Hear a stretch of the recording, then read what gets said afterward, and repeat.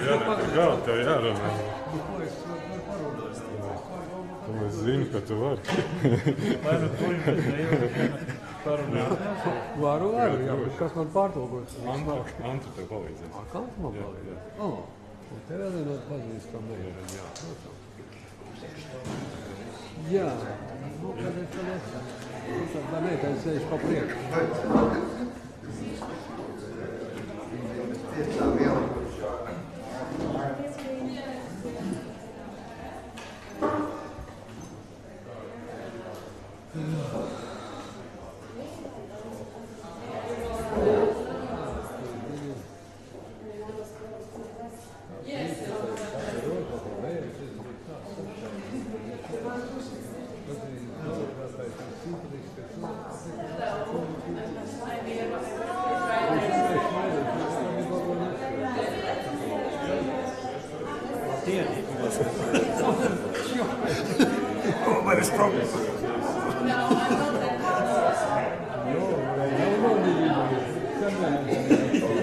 I'm happy together.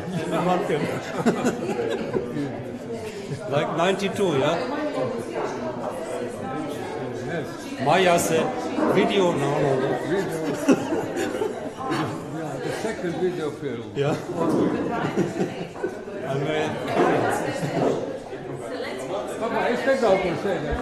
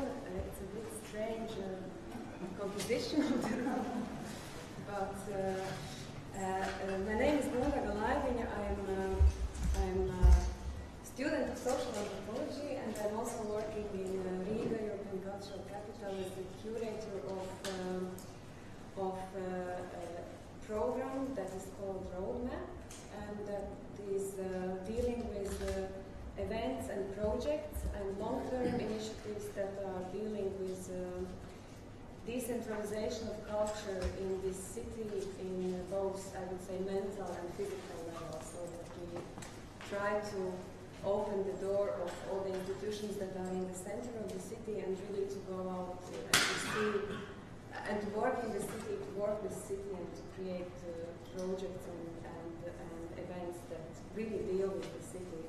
And I think this film is one of the beautiful examples. I saw it myself this morning, but the premiere is tonight in Splendid Palace Film Theatre, and this film actually has been part of Riga European Cultural Capital Program even before this city got the official status of the cultural capital. It was one of the first ideas that came from during one of the first brainstorms about how the program, what would we like to do with this year and what would we like to do with the city.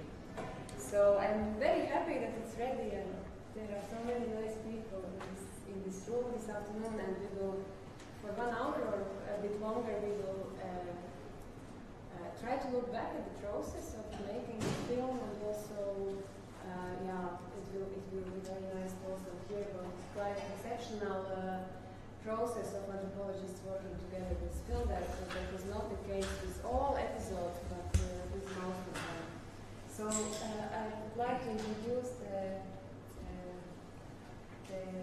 anthropologists and artists who are taking part in the discussion this afternoon. And it's Ivar Seleckis, who is a Latvian film director, who did one of the episodes. Ieva Viško, she is a social anthropologist who worked together with Rainer Thomas from Germany, who is film director. Agnes Zienin is again social anthropologist, and she worked together with Jauka Filmi in Metalsala in allotment garden colony. Mars, as we call it, Mars Strombergs is an anthropologist who worked together with Lithuanian director Audris Tuonis, who is not present today, unfortunately, but he will talk about their experience as well. Mar Bink, together with Gareth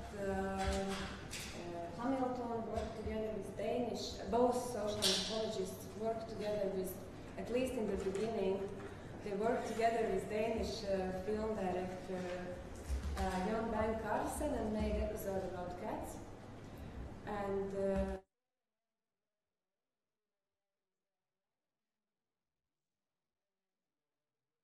nobody, okay, you will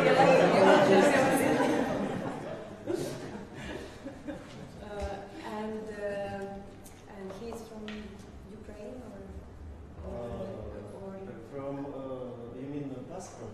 Ukraine? No, I mean from you Europe. come from Europe. Okay. and the Austrian director Bettina Henkel, she also worked together with a group of researchers and experts of history and city, and she actually came here to discover her family, I would say, so her episode is very, I would say, probably most personal for.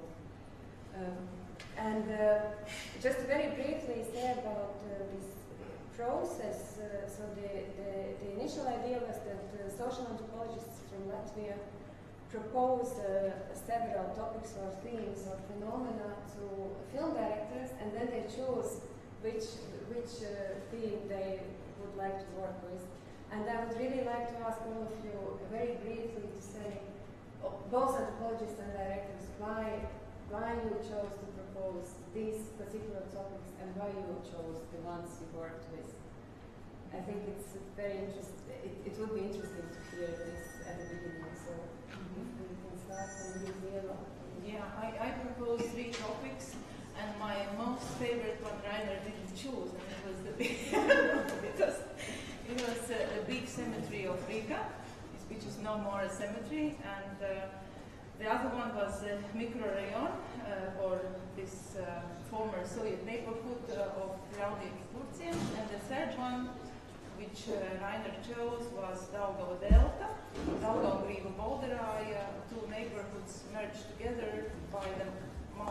sea and the entrance into the Riga Bay. And I propose them very briefly just because they are somehow, at least the first two are very either beloved or somehow they talk to me or I live by and this was personal history. And the third one I just imagined, yes, Rainer chose.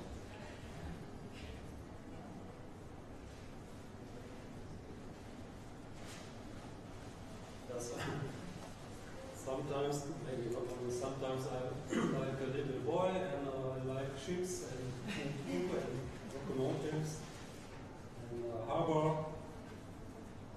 And might be always interesting if two different areas or characters meet. And this happens in Daugava River when it meets the ocean.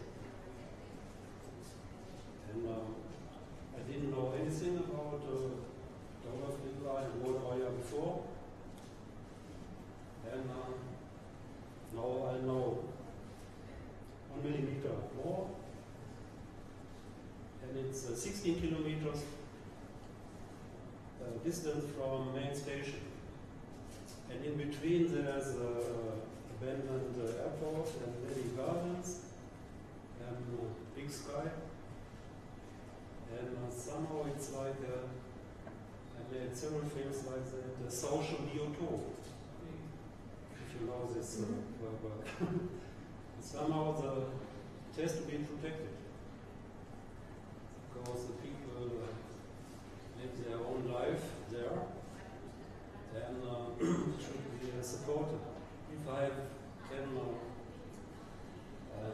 express one request to the public also, it's very difficult and partly dangerous to make it to the malls. You have to balance on the wave breakers. Should there be a nice, direct way to malls, please, in future? You know, Because to the beach they made a wonderful lane. The mall will be gone soon. I must disappoint you. The mall will be destroyed. Yeah, really? Yeah, it's part of the port development strategy. They are digging the river and they will ultimately destroy the mall of Belmont. And the angler fishermen don't know what. Sorry? How to catch spreads. I don't know, but this is decision that they changed. Some people are still fighting against it, but No it has decision is so my dad. So yeah, we can discuss it. I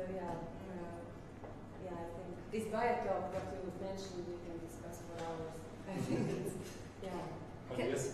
Can I just add that we were asked to choose places, actually, not so much, of course, processes in those places, but we were asked to propose places with like directors to consider for film. Alisa? I proposed only one idea, and it was the idea of Filmas. There were two main reasons why I chose Filmas. The first reason was that I am actually passing by Filmas every day, and every time I'm passing this place, I'm wondering what's going on in this green island in the middle of the city, and I was more or less sure that most of Riga actually hasn't crisscrossed this island, that we know the name of the island, but actually we don't know what's going on there. It seems holding some secrets, some interesting social-cultural formations which can be easily studied by anthropologists. And the second reason was that this island is geographically limited in terms of space, and as we know, anthropologists' most important research method is fieldwork, and doing fieldwork in limited space, geographically limited space, is much more easier than to do it somewhere in large open spaces. So these were two main reasons, and I'm very happy that they chose my idea, and I think that he chose it almost immediately, and I think that we had a good cooperation, and cooperation with others. Yeah, definitely. Later on, so it would be good to know what you chose. Let's have some idea. Did I explain? Things I'm also fascinated by people in unique spaces, but also in spaces where the past and the future meet or collide. And also, since I read from this proposal that Riga, basically the gardeners there, they have had their allotment gardens there since 40s, even from earlier times. But the city of Riga has its own plans with the island, about the future of the island, and so that was the basis of possible conflicts already. And as a filmmaker, not all the filmmakers, but some of them need conflicts, and that was something I thought that I sensed it in there. And also the fact that there are a lot of different people having their open gardens there, it kind of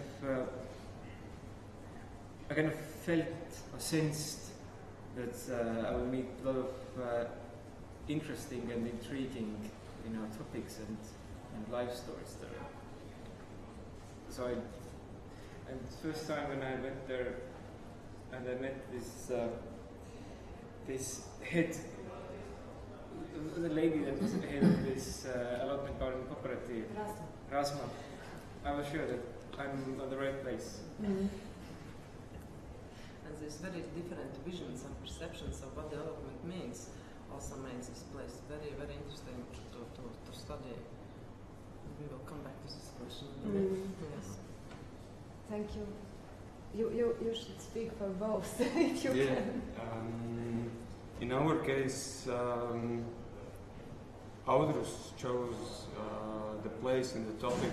Well, I guess it's also because he's from Lithuania, so he's had connections with Latvia, with Riga, and he knew exactly what he wants to film here. So he sent me a file explaining what's his idea about Riga and what he wants to pay attention to, and there was even like a copy out of the Google Maps exactly with a circle around where we're gonna go or where I should go and do my research. And it was it's Mangaisel, which is up the river, a place where fishermen. There's a fisherman station, and they go with their boats into the sea and they fish in Daugava. So yeah, he had quite a clear idea, and as we mentioned, he already sent me his questions, what I should pay attention to, and it was like something interesting, something special about the place, some love story, like people, boats, fish, some weird people, something to kind of attach to,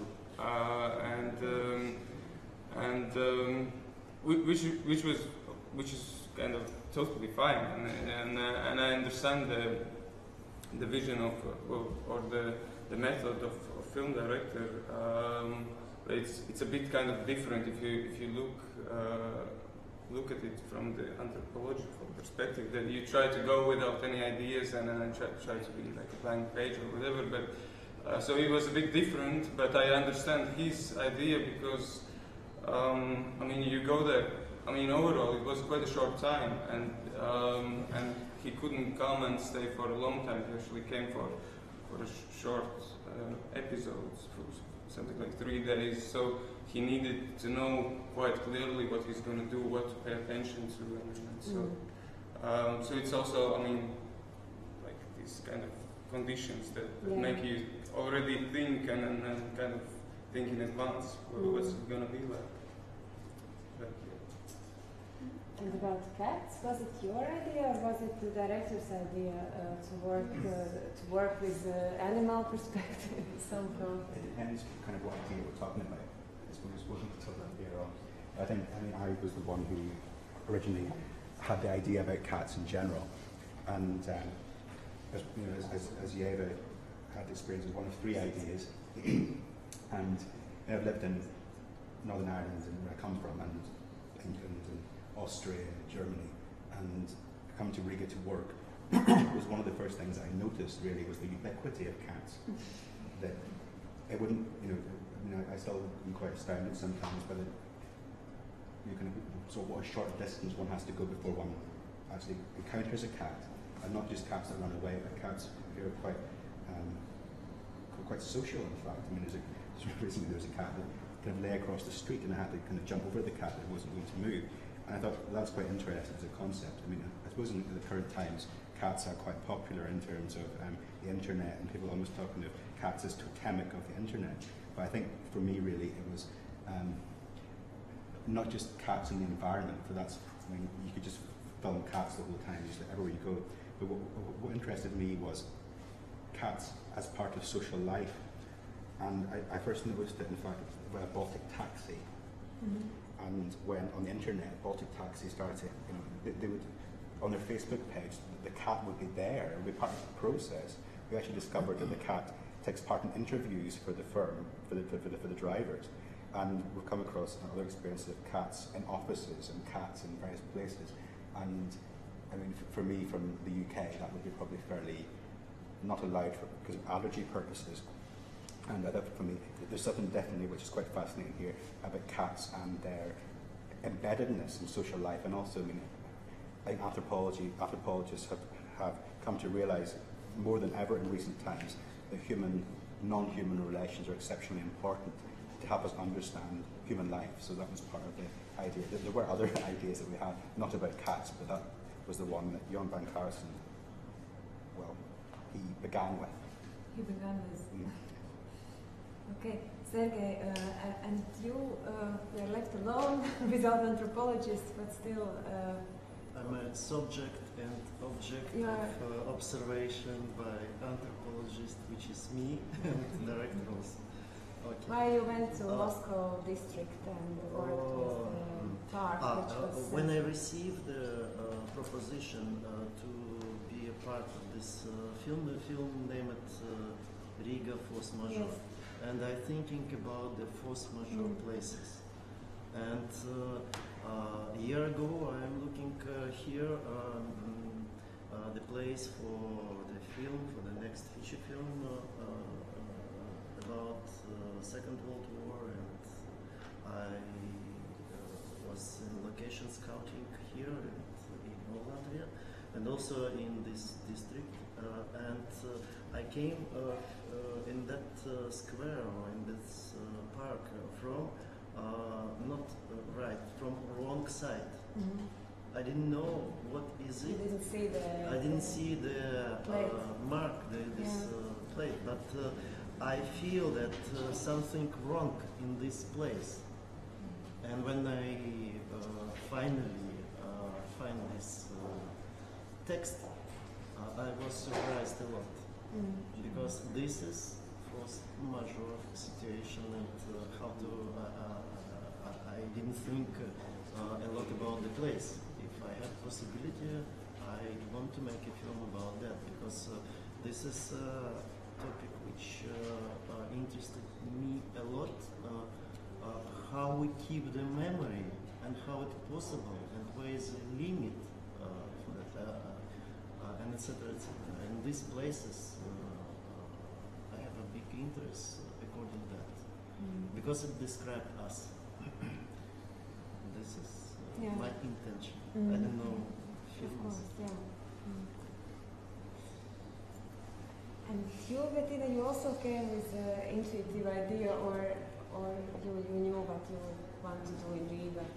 So my story is a bit the opposite round, because in the moment, I'm filming a feature-length documentary, also on the so to say on the tracks of the family. And Gins Grube knows about that project already, and he read the proposal for that and discussed it. And then he saw, oh, there is already a story, and he was quite interested in the story that there's a house in the old town which belongs to my family, and there was and my great-grandmother was a shop owner in that house. So the house belongs to her, she bought it as a widow, and she was a shop owner of lamps and petroleum.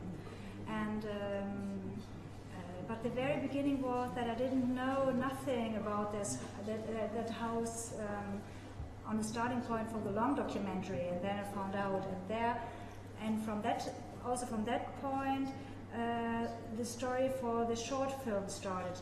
And I wanted to do something different for the short film than from the long film. That's why I decided to do it in a kind of performative and very personal way, that I'm looking for something, and I wanted to, and the idea was that the house itself became a protagonist, and that I really jumped into the house and worked with archival material and the house as a part of the whole of the old center, and the whole of a community which isn't anymore the German Baltic people, and this in combination from nowadays perspective around the house. But yeah, it turned out in a very personal way, so yeah, that's the story. Vai tu jau iztulkos angliski? Jā, es iztulkošu. Jā, nu par to ķīpsalu. Man jāsaka godīgi, ka es pie ķīpsals nonācu negaidīti, jo tad, kad mēs ienāmies, ka es piedalīšos šajā projektā, man teica, ko tad vēlaties. Tur bija kaut kādi vesela virkne visādu tēmu, kuras man nelikās interesants. Un tad kaut kā pie kartas mēs vienojamies, ka tur centrā ir viena sala, un tā bija ķīpsala. Un nolēmām, ka paliksim pie šīs salas. Ivar Seletsky said that it was unexpected that he chose Keep, so there were several ideas, and then they were considering these ideas, and then he came close to a map, and there was an island, and that was Ķīpsala, and so he stayed with Ķīpsala, in Ķīpsala. Jā. Un tad man sanāk sadarboties ar antropologu Daci Dzinovsku. Es pirmoreiz strādāju ar antropologu. Man tas bija interesanti. And then he met anthropologist Dace Zenovska, who unfortunately couldn't join us today. And that was the first time he worked with an anthropologist, and that was interesting. Jā, jo izrādījās, ka viņa dara to pašu, ko mēs, tikai zin citu nosaukumu. And it turned out that she did the same what filmmakers would do. It's just that it was called differently. Nu, bet mēs labi sastrādājamies, un sala bija ļoti sarežģīta. Viņa izrādījās tik sarežģīta, ka mēs iedrošinājāmies tikai 100 metru, tādiem noslau strādāt 100 metru no krasta, ja mēs tā nebūtu varējuši iekļauties limitā. But they worked well together, and it turned out to be a very complicated island, so they decided to work just in this very narrow strip of 100 meters from the river, just to be able to fit into the also time limit that was given for Ivar's episode. Nu, tad mēs nolēmām parādīt kaut ko no tās salas ikdienas. No salas ikdienas sala ir veci, tur dzīvo jūrnieki, zvejnieki, viņiem bija savi ritmi tur dzīvē. Un tagad tas, protams, viss salai mainīs, bet kaut kas no tiem ritmiem bija palicis. Un mēs palikām pie tādām paralēlām dzīvēm, kas tur notiek. So they saw very many parallel lives going on, and the island is quite old, and there used to be specific trades practiced there, like fishing, fishermen still living there, so they decided to try to show these parallel lives. Darbs bija ļoti sarežģīts, bet pateicoties antropologam, kas darīja to izpētes darbu ļoti intensīvi, mēs laimīgi visu to līdz pabeidzām. the work was very difficult, but thanks to the anthropologist who was quite engaged in the thing she was doing, we happily finished our task. Bet man ir jautājums. Vispār antropoloģijas vieta kinematogrāfā. Ko viņi var izdarīt? Jo redzēt, ir tā. Šī gadījumā, ja vajadzīgs process, tad viss ir kārtībā. But I have a question, Ivars Seletskas says, I have a question. What is the place of anthropology within the cinema? Because, of course, what can anthropology help us to do? Of course, if there is a process, then everything is okay. Ja kaut kas zinātnīgs, arī viss ir kārtībā. If there is something scientific of scientific nature, then it's okay as well. Parādās jautājums, kas būtu ar dramaturģiju, jo antropologiem bieži vien dramaturģija nav darīšana. What about dramaturgy, because anthropologists usually or often don't have anything to do with dramaturgy. Tātad viņi ir ļoti specifiski vietas šī profesija. Kaut gan es saku, ka tas ir jauki, bet, pārdomas rodas. Yeah, so there's a very specific place for this profession, although I say it's a nice profession, but I have some thoughts about it. Es domāju, ka varbūt ir kāds vēl izteiksies. Man vēl ir ko teikt, bet es domāju, so someone might have something else to say about it. I would answer with Sergei's thoughts. Every person has to do with dramaturgy. So, anthropologists too. Yes, and anthropologists are very good. Yes. We study social dramas. We don't have to write dramas, we just observe the social dramas. I think we come really to the main reason actually why we are sitting all together around this table for the discussion, which is this, for Latvia, definitely unusual experiment, I would say. I don't think there has been this kind of experience before, that anthropologists would work together with filmmakers. But and really, it would be very interesting to talk about it, to discuss this experience from perspective of anthropologist and documentary filmmaker, and to look back how this collaboration went, and actually how satisfied you are, or what have you learned.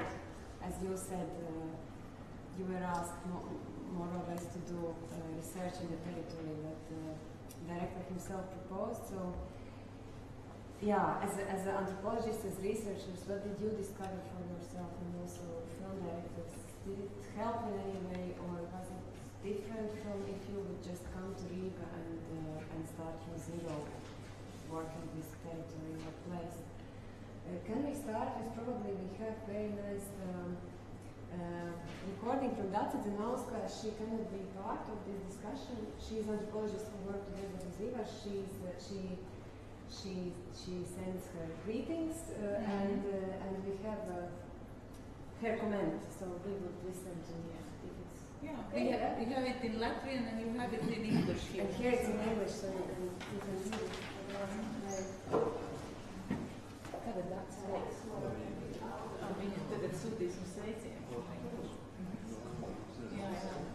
Labdien, kolēģi un klausītāji! Žēl, ka nevaru piedalīties diskusijā, jo labākās atklāsmes rodas sarunas procesā, taču mēģināšu ieskicēt savu redzējumu par antropologu režisoru sadarbību šīs filmas veidošanas procesā kopumā un dažus vārdus arī par savu sadarbību ar Ivaru Seletsku. Hello, colleagues and all those in the audience who have come to listen to the discussion.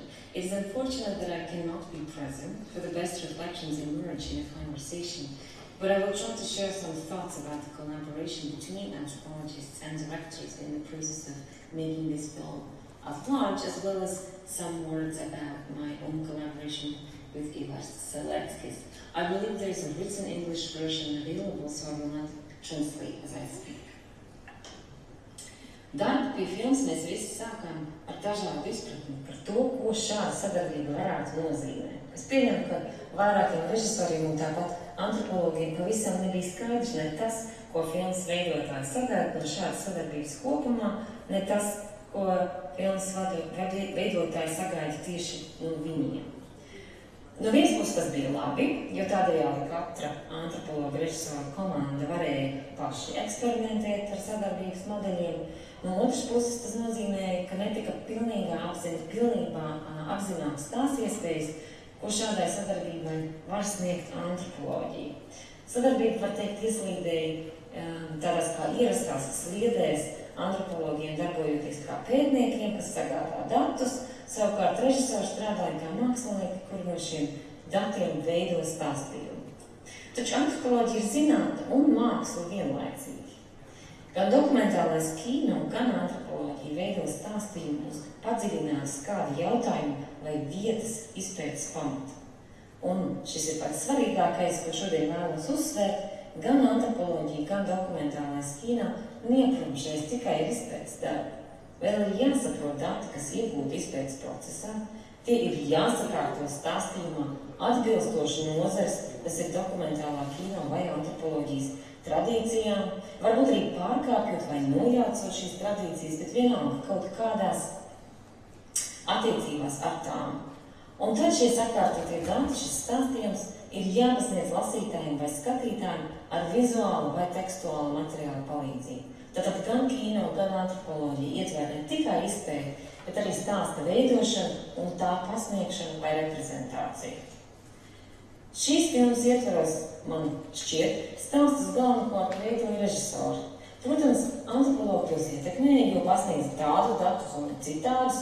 Turklāt, kā tas bija Ivara un manā gadījumā, mēs pietiekami ilgstoši kopīgi uzturējāmies Ķīpselā, lai stāsts veidotos miedarbē.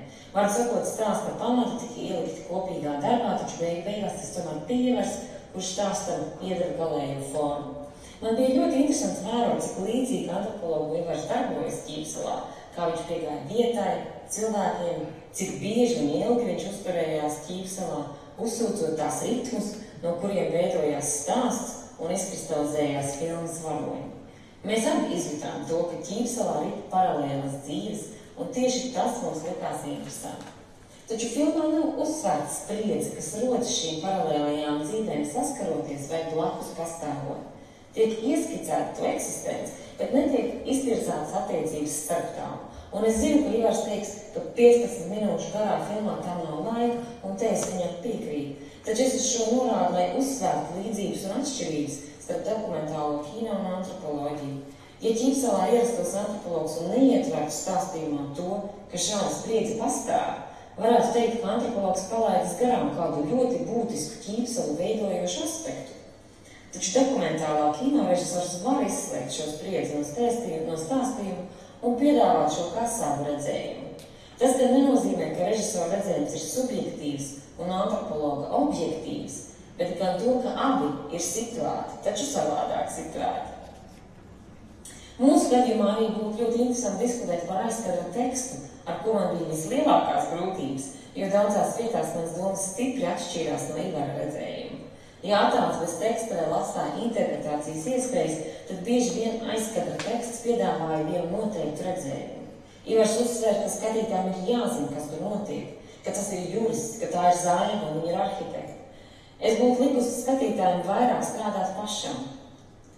Ar to tad es varbūt arī beigšu, lai neaizņemtu pārāk daudz laika un cerams, kaut kas no manas teiktā noderēs tālākām diskusijām. Paldies un lai jums veiksmīga šī diskusija.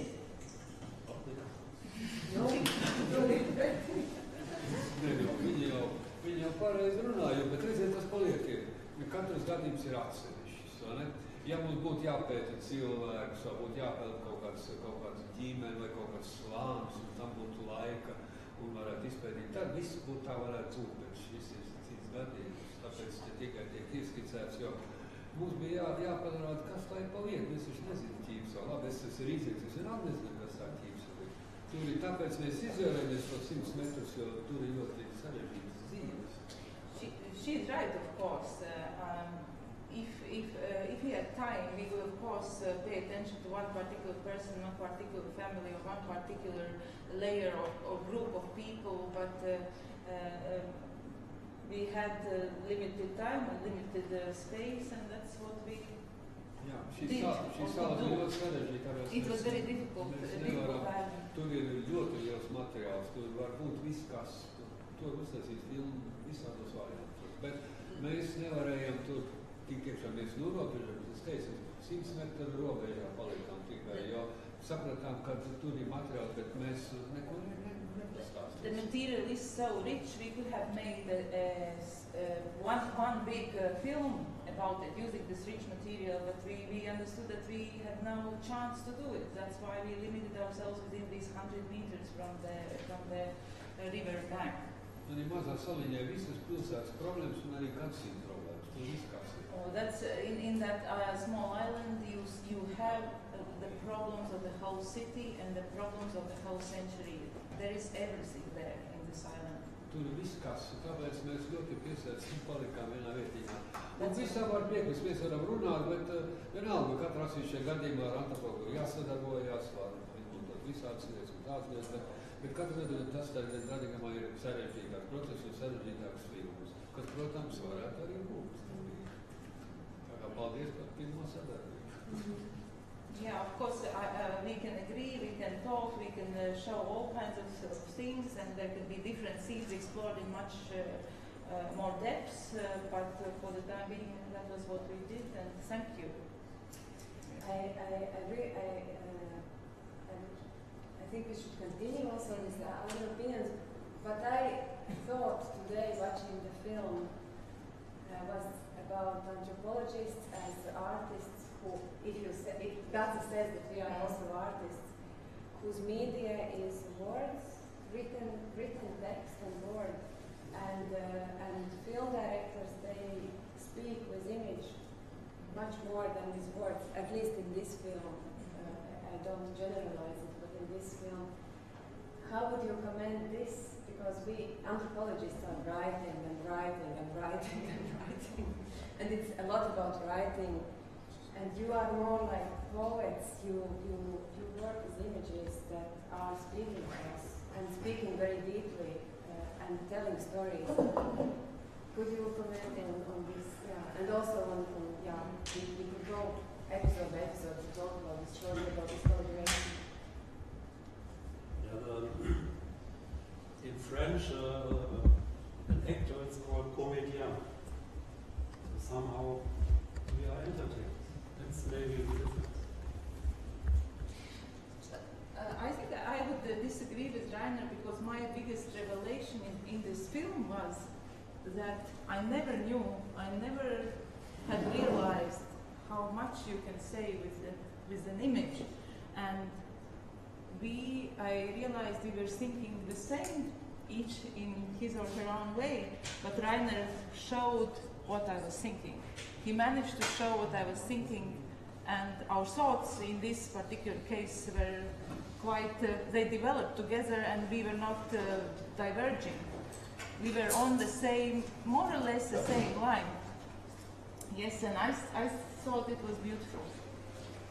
And when the documentary filmmakers had the technical, technical tools of observation, or it's called observational documentary, they learned from anthropologists. This kind of field work, how you call it? Participant observation. There's a German saying, teilnehmende Beobachter.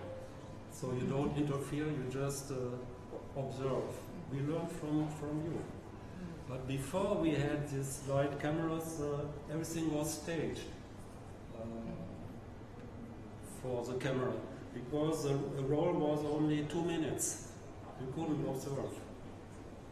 So there's a long time cohabitation between the two disciplines.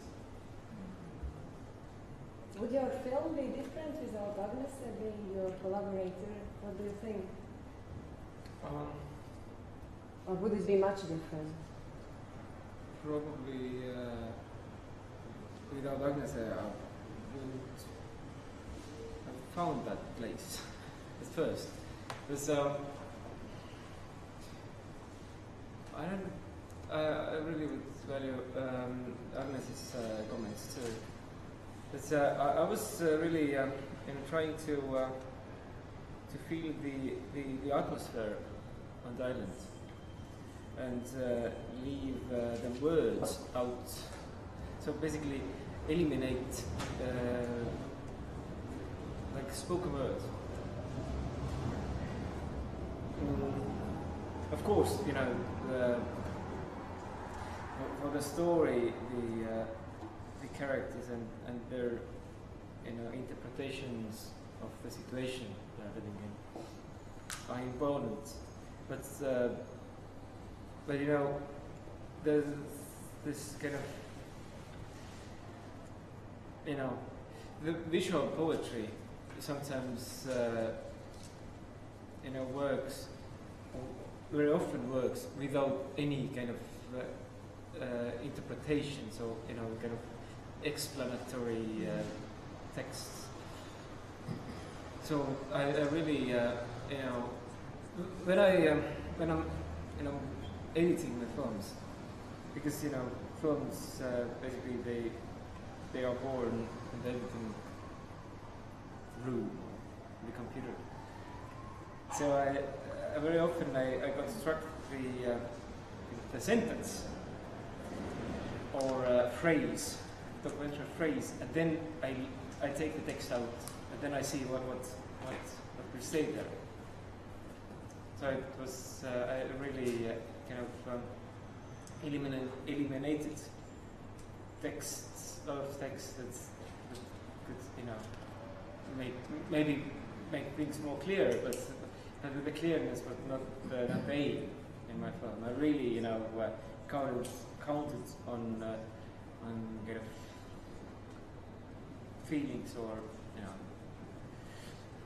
the atmosphere of the island. That's why I needed these 4 seasons, like spring, from the spring till winter.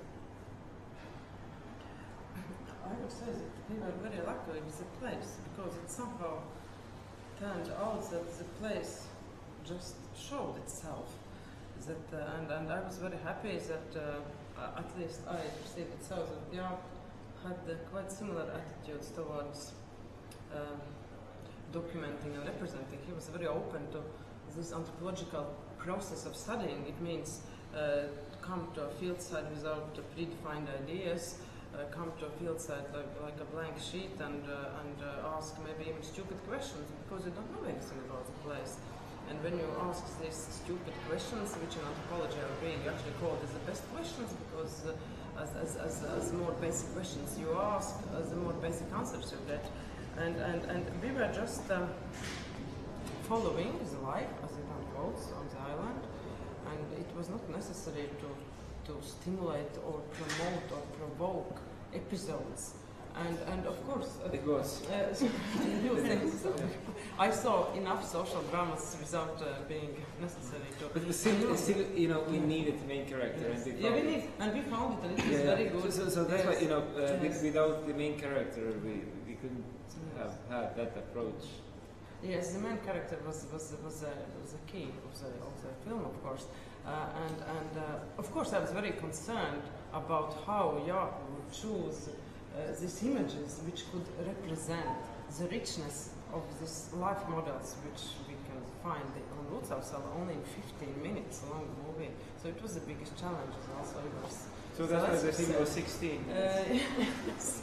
1 more minute. And it seemed, yes, and it seemed impossible how to squeeze in 15 or 16 minutes. I know that if I, in writing, I wouldn't be able to do it, so I'm very surprised positively that I think you managed it quite well. And we have this concept in anthropology, small places, large issues, which means that we can observe large issues by studying small places, and we can find answers to large questions by studying small places. And also this small place, this small island, represented so many large issues, so many large questions, which again, that was a question, how can we represent them in the movie? It was my concern how to do it. How did you deal with these questions, with these large questions which you saw arising from this small place? How did you manage to just, you know, to limit and to choose, okay, we will show this but not that, because there were so many other things as well to show. You know, that's why you needed the kind of main character that could limit already some topics. Like Rasma has nothing to do with this part of the island where Riga City has the park. So we kind of excluded the park from the story. So basically, and she had nothing to do with the biggest part of the island. So basically, through the main character, we could limit the space, and that was needed.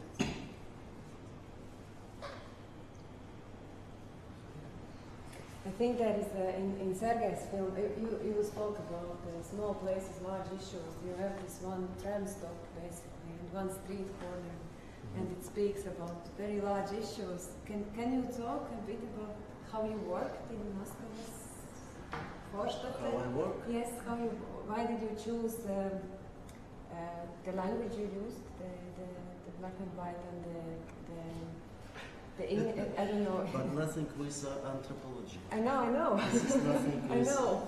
I can propose for next film invite mathematicians with directors, and why not? And why not? Yeah. And after that, find that this is a different profession. For my opinion, because it's a different kind of language, and the task, what you want, what you have to do, it's different. You can just describe this kind of tribe or this kind of animals, which we name it that it's human, and directors do something different. Now my question is, why did you choose to talk Why about the cemetery in a way you did? Because I choose this place first, and after that I have to construct film. I have to build this structure, and around that is a very interesting area. And when you choose the place, you based on different criteria. You based on the artistic criteria. Is it good on the film as a picture? That's all. It's very simple for me. And I choose the way. No, I mean you could also talk to historians, or you could know, make different kind of documentary this film district, about this place. It was a ghetto. Everybody knows, but it's a direct connection to the things which happens, and also you can have this feeling in this place, because every second person it's a person drunk or unemployment, or people who live different life in parallel reality. We can say like that, but it also exists some reason why, and I think connect to that place and to the situation.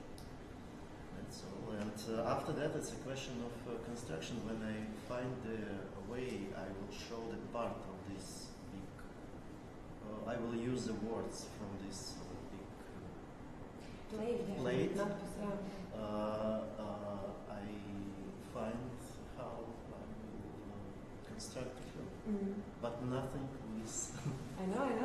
You can say that it's a visual anthropology.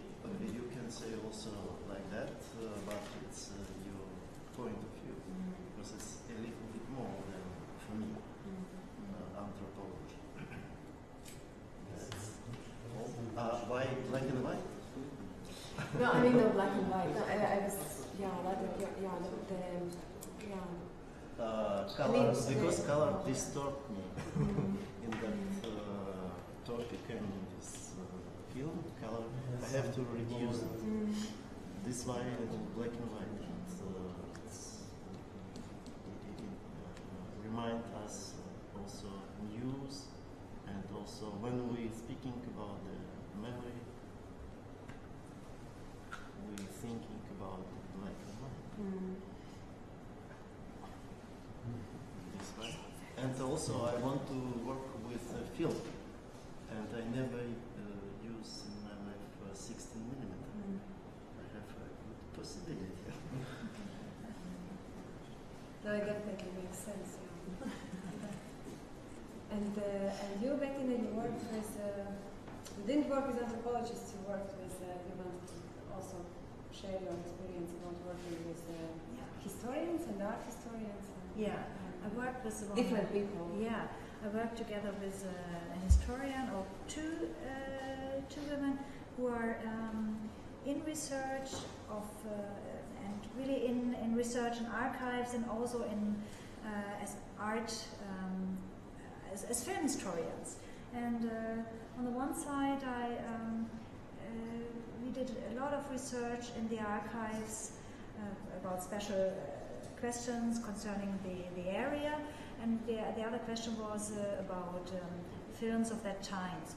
But the most important thing is that you see what happened if you do a lot of research. So at the end of that research, I have tons of material with the help of Anita Usoniece and Agnese Luse. And in fact, I traveled with 8 kilos of papers to Riga, really 8 kilos in my hand baggage. And that was clear, okay, that I do something with that material, with that, because I was overwhelmed with that research, and I wanted to show that one. So I got lost in that research, so to say, and that's also the. I did a performance out of it as an artistic strategy to deal with that material, and of course, for me, every paper on every place has a meaning. But maybe you feel that it is not by chance sticking some papers on the wall or on desks. For me, it has as an artistic way.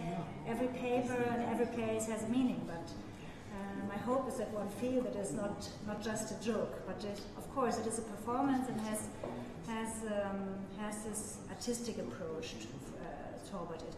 And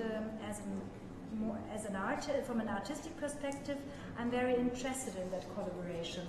But in the end, it was it was also a kind of surprise that it ended like this. But from an artistic perspective, I was forced to do it like this. Yeah. And Cat as a staged. The Cat episode is staged one. Can you comment on this? What also Rainer said about staged, and or you stage the film, or you follow, or you go with life, and you kind of stay back yourself. Well, can I make one point before we go on to the kind of contention that's been kind of like unproblematized so far and kind of passed on as if it's natural, is the idea that anthropologists are not visual. Well, you mentioned visual anthropology. Also, anthropologists clearly make films. It's one of the things that actually anthropologists are probably quite good at as well. I mean, just go to the BBC's archive of ethnographic stuff. It's, and then also the idea that anthropologists write fiction, because ethnographic fiction is quite.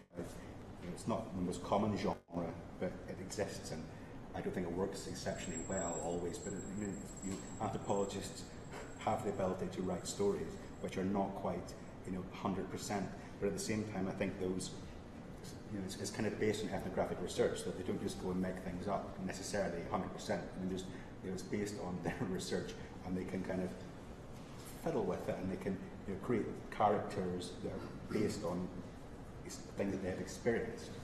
I think just in terms of staging, I personally don't mind if things are staged 100%, whatever happens. I think for us as anthropologists, one of the things for us is the idea of ethics, and for me that and I think Mara should comment on this as well. The idea that for us, if we had been making that, if we had more input into that film, which we didn't really have very much, we may well have, we might not have approached certain topics in the same way. There's quite a lot of juxtaposition there. And I think it's juxtaposition which is kind of, I'm not exactly quite sure why it's happening. I mean, I know why it's happening, because I think as a history, the artist we have to work with likes controversy, but at the same time I think there's also the idea that we should, the anthropologists wouldn't make things happen that necessarily wouldn't happen. But there's another thing I wish I mentioned, but I think we should let Mara have a word for a second. Well, you should have continued, but what I can add is that this whole process for us has been, for me, a big eye-opener, because Gareth came up with this idea, and I really like that idea as well. Well, I live in Riga, but still I noticed so many new things, and discovered this whole cat world that there is, social conflicts that there are behind it, and like this whole life that the cats create. It's really fascinating and big. There's many stories behind it, and that's a big revelation, and we will continue thinking about it and write stories about it hopefully in the future. Okay, so research funded to go further. But the other comment I would make, it's something that I feel uncomfortable with when I watch, and I've only seen the draft, but for example, and it's a question of staging, but also I think it crosses over into other domains, and it's the idea of the mouse in the film, and I feel quite uncomfortable about giving a cat a real mouse to play with for any purposes. He didn't catch it himself. Well, he seems to be on the film poking at it, and that's still quite stressful for animals, I think. And maybe a cultural idea. I mean, I've spoke to sort of conservationist colleagues who were saying, clearly cats hunt, as what cats do, but whether we should actually be providing people things for entertainment purposes, I'm not quite convinced. But it's the same kind of idea. I think that perhaps why at the end we felt issues with that we don't mind. I don't mind things being staged, because you can't film everything correctly the first time.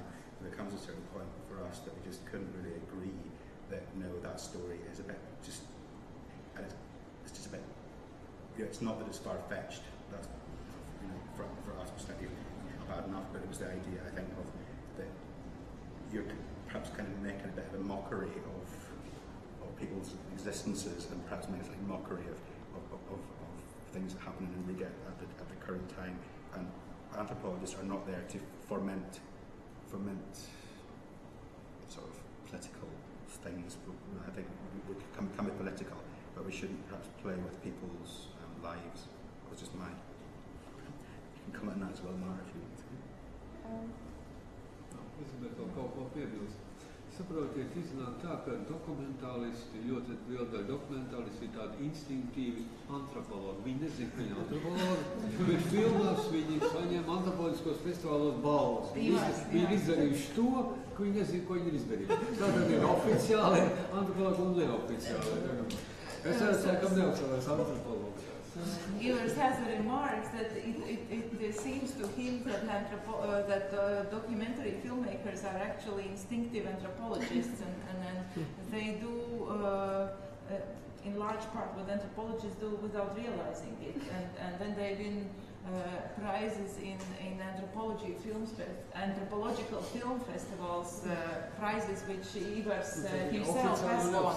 So there are official and unofficial anthropologists, and so it seems to him that he is an unofficial anthropologist.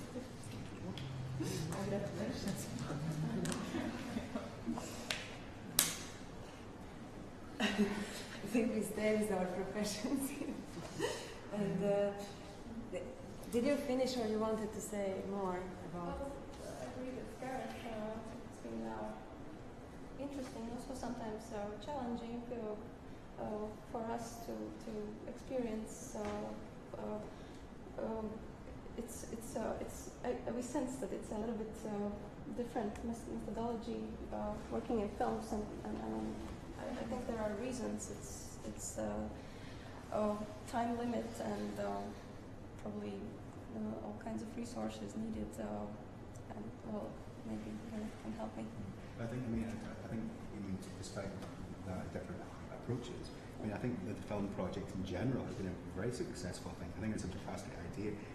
I don't want to just Mara and I could be slightly jaded perhaps, but we'll try not to be. But I think really, in terms of, I'm just slightly, perhaps it's a personal point of view, I'm slightly disappointed that we didn't have more input, because I think we actually could have been quite. I'm slightly sad that we didn't perhaps get more of it. I think there was a lot of interesting stuff there that we could have. But I think that perhaps that's the artist, the filmmaker's idea that he likes to, what was it called, imagined or invented reality, and I'm not quite. Yeah, that's there's two things he likes to talk about. I mean, I've been swatting up, I've been reading all his texts, and I think that it's an interesting approach. I just think that maybe we went a little bit of a distance. Perhaps we could have both come a little bit of a distance together. I think that's what makes a collaborative project work, really, in a way. Just collaboration. There's working together, and I think that brings it up quite nicely here in the text. Actually, what are anthropologists for? Are they just like people who are going to get you data, or actually are they professional representers who actually, there's quite a lot of PhDs sitting around this table. That's what we're trained to do, is to represent. So maybe it's good when we work together. Maris, would you comment also? There was, you brought up the thing about the text and then the visual. I don't mean the exclusively text. But like one kind of writes. Mostly in general anthropologists. Although there's visual anthropology and so on. But even then you write as well. Well, kind of, yeah. And the inside joke of, I think, visual anthropologists is that, that they do crap films, like that they're mostly boring, and like the challenge is to kind of, how can you do a good film without too much of the dramaturgy of getting out the love stories, the weird, the interesting, the special, kind of to speak about the people, but not to stage, or should we stage in the name of the story to tell it better, or it's against our ethics, and so it's interesting how do you deal with these things, but in general, like it's two different. The mediums are different. I mean, it can be the same person. It can be it can be a film director who has a lot of sensibility towards social issues, or it can be anthropologist who puts the knowledge, who conveys the knowledge into film. But then again, it's different because, I mean, the craft of writing or the craft or the art of making films. I mean, we can write, pages about nationalism, race, and gender concepts that we cannot just, directly transfer to cinema medium, to film, visual medium, and you need to show it in different way.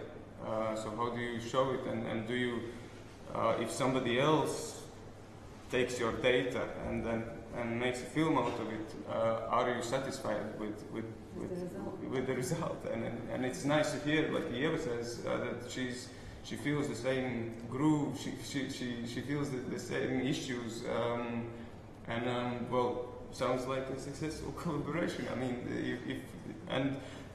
it was a pleasure really to see the films, and we spoke that it was really, you watch and the film is, I mean, it's so nice, and then you usually have it like, the text, it's just, the text, it's not, and then you have a film which is so visual, so attractive, and And it says in 15 minutes, but you would need a book to say, but these guys can say in 15 minutes. Yeah, and then also the feeling that you see the environment, you were there, you were in there, you were just here behind the camera maybe, and then you were feeling the whole humid, the cold, which kind of you could describe in text, but you cannot feel, always in films, the smells, the cold, the freezing, what you perceive, and how do you convey it with your medium?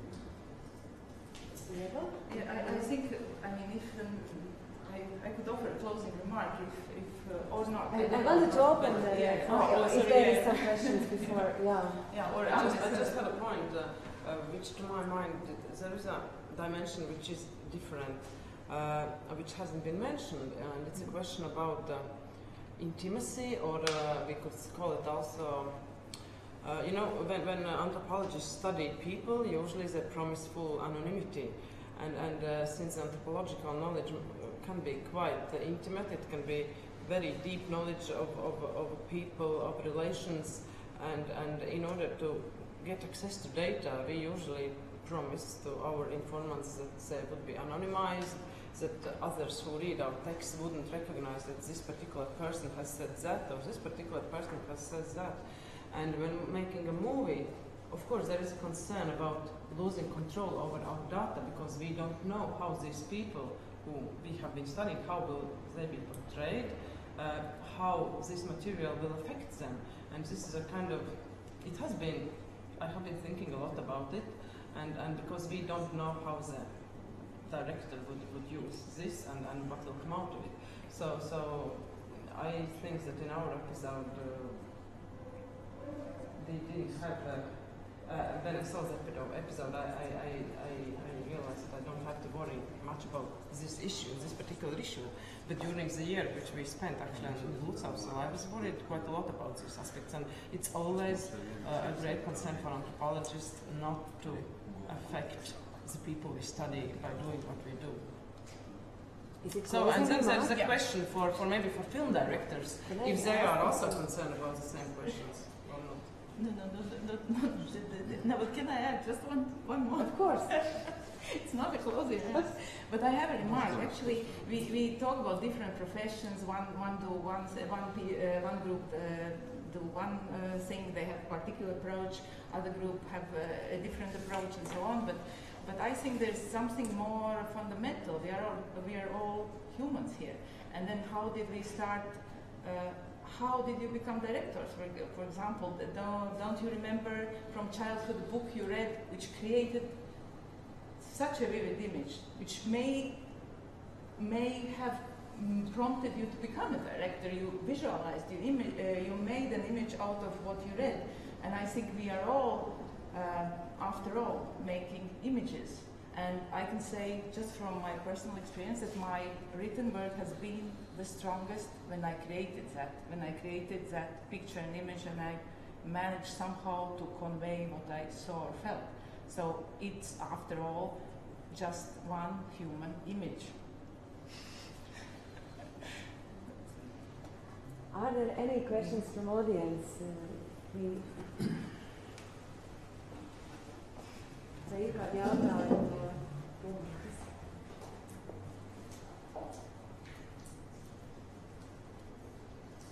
No. Then I invite all of you to come to see the film tonight at 7. Viss laika laiks nāk 6. Viss laika laiks nāk pirmsrāt 6 kinoteātris Splendid Palace. And is there more remarks, or we close with this wonderful sentence from you? Yes, please. I just want, in case I made it sound as if that those ethical things would be some kind of like flowery, like kind of, I think gilding the lily, as it's called. We are not, it's not, you know, it's one of the things that I found quite, I think Mara and I, maybe you all did, when Agata talks about it. You know, and Sergei, I'm sorry, she talked about the idea of official and non-official anthropologists. Unfortunately, or fortunately, I think fortunately actually, some of us are official, and I mean that in the sense that we're members of professional organisations, and this professional, you know, the American Anthropological Association, or the Association of Social Anthropologists of the UK and Commonwealth, and we agree to be bound by ethical statements. And I think that's one of the things. I think if I was collaborating again, I would, you know, it was quite difficult. It's very hard to turn ethics off. You're not allowed to turn ethics off. So, you know, these questions of, you know, what are the answers of who gets the data and what do they do with it? Those are actually quite exceptionally fundamental. And probably, you know, I wouldn't want to end up in front of a disciplinary board because the data has caused havoc. So, thankfully, it hasn't as yet. But these kind of things, I think we've all learned, perhaps, things to look out for the next time, probably to go and actually, you know, it's been good in that kind of sense. We've learned lots of stuff. You know, as well. So I wanted to add that I learned a lot from Agnese and Anita Ursuliense and Agnese Luse. I recognize that they are in the audience and not sitting here with us because they're not anthropologists. Maybe that's the reason why. But you just gave our data. didn't have No, there was more than giving the data. We are discussing a lot, and you contextualize the data, and that was a very good bridge, really to interpret. I didn't have a vision to be part of the filmmaker. That is the difference. What I hear now from the discussion. Anthropologists were partly filmmakers in this project. Or But maybe you were also partly filmmakers. we don't know it.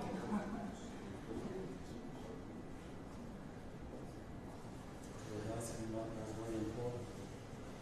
In 1990, Kieslowski came to my hometown. Also, it's a very important remark about our responsibility to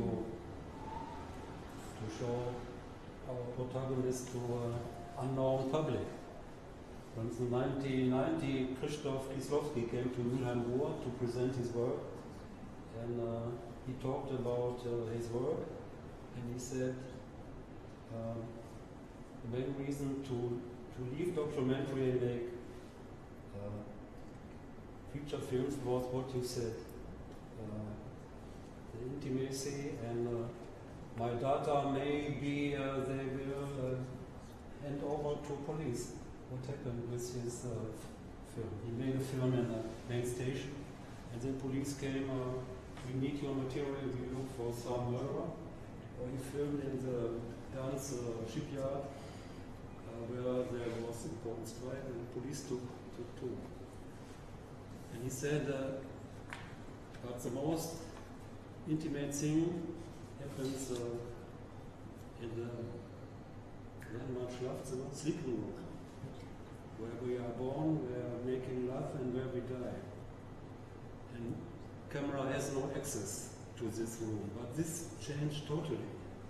Today everything is filmed. And then we come to some ethics, essential ethics. Yeah, I don't know. I think it's not only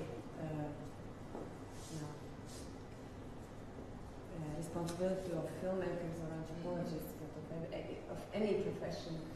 So, yeah. I think the time is too short to discuss this. Yeah, but it's very big, so I'm trying to understand if we go on for another hour or we stop here and we watch the film and then we could do a workshop together. Yes. Thinking about that. And we discuss again after the film in like less formal atmosphere. Yeah. Okay, thank you very much and have a very nice evening. Paldies. Paldies. Paldies.